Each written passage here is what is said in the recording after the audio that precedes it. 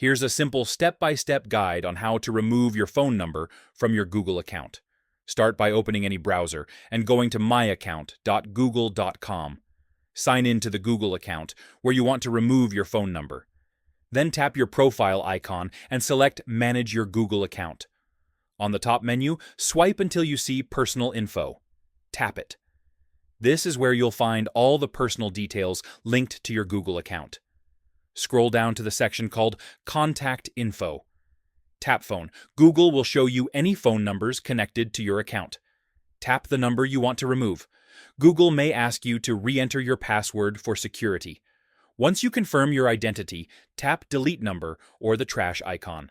A pop-up will appear, warning you that removing your number may affect security features like verification codes.